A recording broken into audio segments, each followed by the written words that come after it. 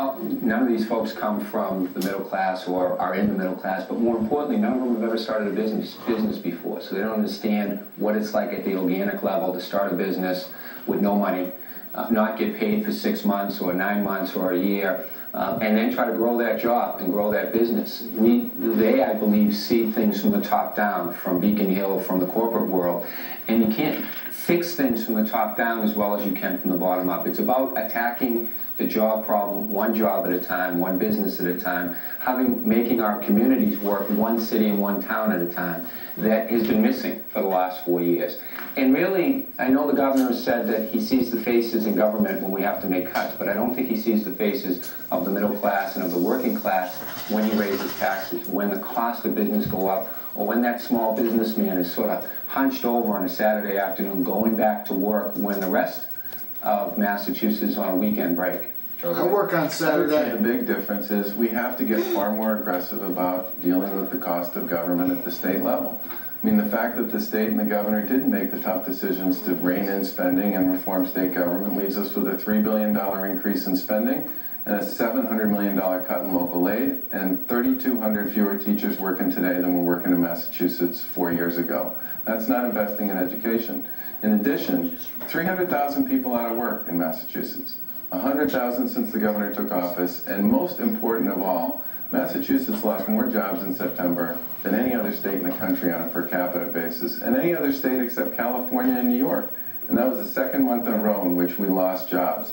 And for me, this whole thing comes down to, you gotta be real about what's really going on out there. Okay. The governor can say all he wants about how much better things are getting and how he's investing in jobs, but the truth is, 8 tax increases and 20,000 people out of work, 24,000 people if you count the month of August, that's not heading in the right direction. We're going to get to jobs in a minute, Jules Stein.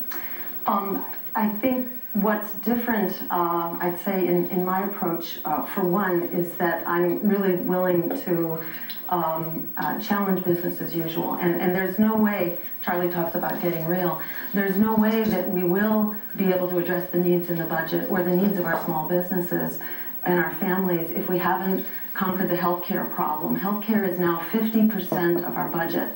1 out of every 2 tax dollars is being used for healthcare, yet most of that is for disease care, for problems which are actually preventable at a fraction of the cost.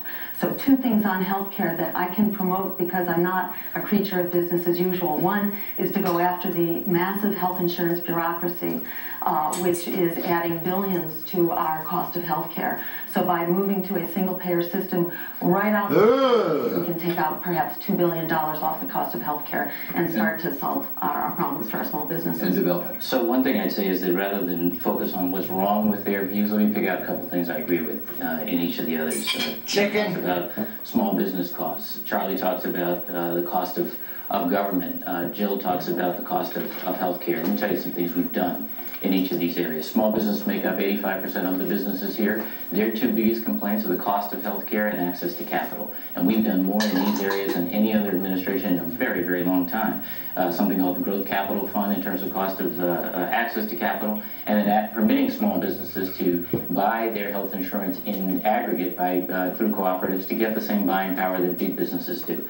We've cut $4.3 billion out of state spending in order to make the investments that I talked about in education, healthcare, and job creation, 4 times as much in cuts as we raised in new taxes. And in terms of healthcare, I like and am proud of our hybrid system. It's a public-private Mitt Romney's system. The next big frontier is cost control, and payment reform is the way to get there, and that will take political courage. I'm going to turn to you on jobs because there's no more important issue in this campaign than jobs. Either the voter's out of work or his brother